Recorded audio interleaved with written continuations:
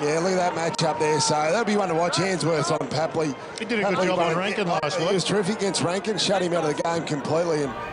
So in that Sydney game, I guess it started with Tom Papley I was playing on. He was running pretty hard throughout the game, but it was more the lead up, I guess, to it, because it was the footy frenzy, which we were playing a game every 3 days. I think I went Isaac Rankin into Tom Papley. He's pretty high speed running sort of player, and I guess it started with pubic overload, which is the reason why my groins ended up happening like they did and why I needed so much time out. It was because it started at that point but ended up a lot worse, I guess. When it first flared up, I remember Fags coming up to me and telling me that I wasn't going to play the next week, mainly because I couldn't even move, and I thought I'd be out for 2 weeks, and I was really prepared to sort of have a crack and get back into finals, and I thought I was going to play a final, hopefully, so I was training all the way up to that prelim, and even to the point where I was getting almost carried off and was meant to hit targets and couldn't do it, which was probably heartbreaking in the end. But being in the VFL and coming back and doing a lot more work just to get to that point. Played a game and a half of a game and a quarter of a game.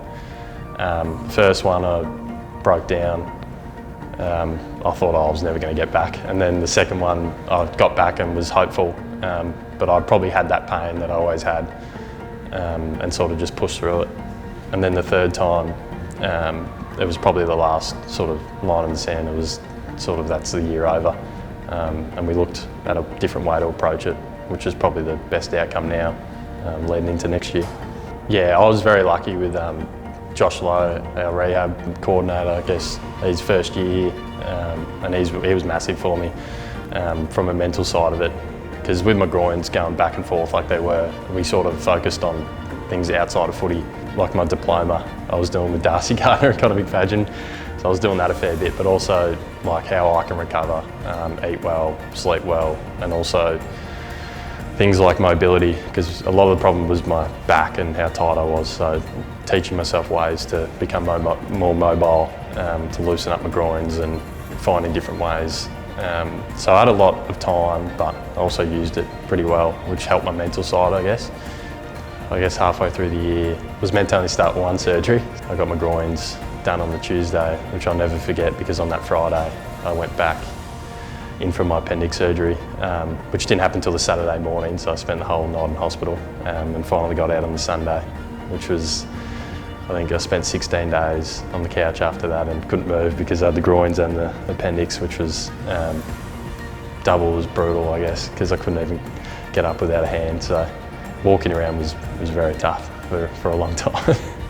Yeah, that surgery week was a long time ago now, but I didn't know, it was very unknown if it was going to even help, and I think it has, which is good. But also the program that Josh Lowe's created has allowed me to use the time that we've got. So round one's a long time away at the moment, and it was even further back then. So I think the approach we've taken has been very slow, but I'm nearly back at a point where I can start running again with the group, and full train back in pre-season, and hopefully actually play some practice matches this year, which is exciting. Yeah, it's been a good change up, I guess, running alone. It's been good coming in here and doing gym with the boys, but being able to run by myself has been really good, and I've been taking my dogs, Zig and Nala, and my girlfriend was running with me, but she was a bit too nervous to come when we were getting filmed.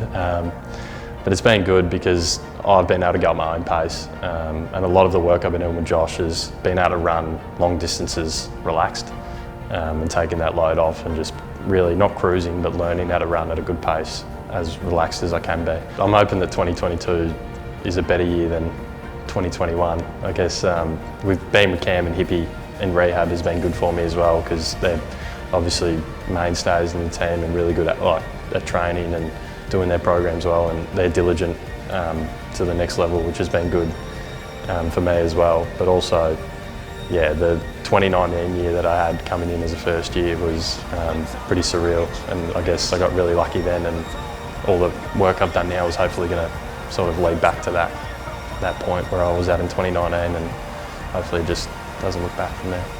The pride of putting the jumper back on coming into next year would be something that would mean a lot to me, not only because of the work that I've done leading up to it, but also for my family. I know my dad's been on the phone to me a lot, sort of wondering how I'm going, and my brother and sister and mum and my girlfriend's been there every step of the way, even since I've had serious groin pain. So it'll be a big thing to be able to get back out and run and throw the jumper back on and with all the boys again. And then I'll take a lot of pride in that.